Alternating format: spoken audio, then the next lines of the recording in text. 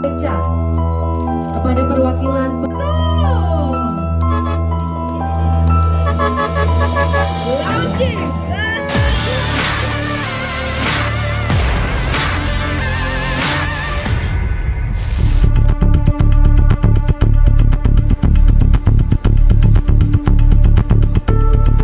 Pemerintah Provinsi Sulawesi Selatan mengalokasikan subsidi sebesar 16,7 miliar rupiah untuk mendukung operasional awal 2 koridor Trans-Sulsel, sistem transportasi publik baru yang mulai beroperasi di wilayah Maminasata. Ada 2 koridor yang di-launching di Center Point of Indonesia atau CPI Kota Makassar pada Senin 14 Juli. Mulai dari koridor 1 dengan 14 bus dan koridor 2 13 bus akan beroperasi di jalan penghubung antar kabupaten atau kota di Sulawesi Selatan. Adapun untuk koridor 1 menghubungkan Kota Makassar hingga Takalar dimulai dari Panakukang Square. Bus akan melintasi Jalan AP Petarani, Pelita Raya, Sungai Sadang, Gunung Latimojong, Lanto, Daeng Palsewang, Haji Bau, dan CPI. Kemudian dilanjutkan ke Universitas Ciputra, Masjid 99 Kuba, Rumah Sakit Vertikal Kemenkes hingga Pelabuhan Takalar. Koridor 2 difokuskan pada jalur pendidikan dan konektivitas transportasi strategis. Rute ini dimulai dari Universitas Hasanuddin menuju Bandara Sultan Hasanuddin dan berakhir di Terminal Kereta Api Mandai Maros. Sulsel ini adalah kerjasama dengan Disub dan Kesra untuk pelaksanaan program sistem transportasi di wilayah Maminasata ya. Beberapa koridor, ada 2 koridor kita pakai sekarang. Kementerian juga ada koridor dan ini kembali mengaktifasi kembali yang sempat terhenti ya.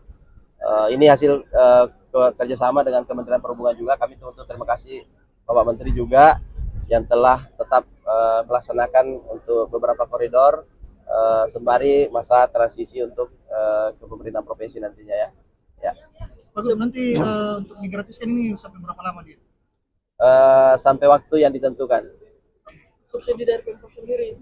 Ya, sekarang masih disubsidi ya. Jadi nanti pelan-pelan nanti kita lihat animo masyarakat dan kemudian tentu supaya ada smooth transisi supaya tidak memberatkan juga masyarakat ya. Kita lihat. Kira-kira kedepannya masa tidak ancang-ancang untuk tarifnya nanti ke depan? Belum ada ancang-ancang karena masih gratis.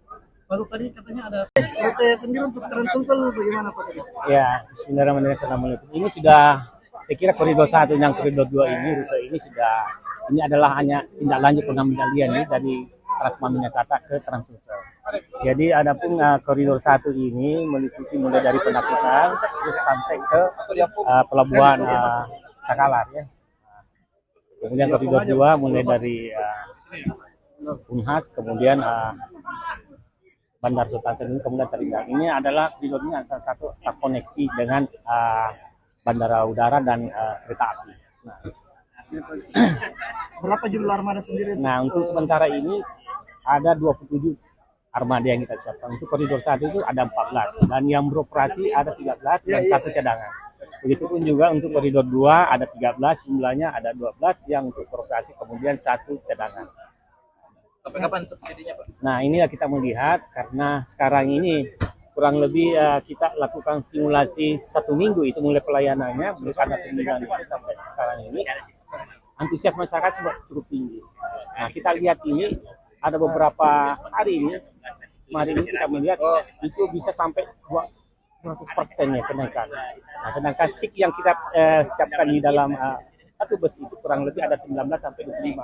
Nah, justru kemarin yang rata-rata yang naik itu hampir ada 40, 50 sampai 60. Bahkan ini terjadi overload sehingga sedikit produk ada sedikit masalah dengan armada kami karena mungkin overload sehingga ada 4 armada itu patah pernya.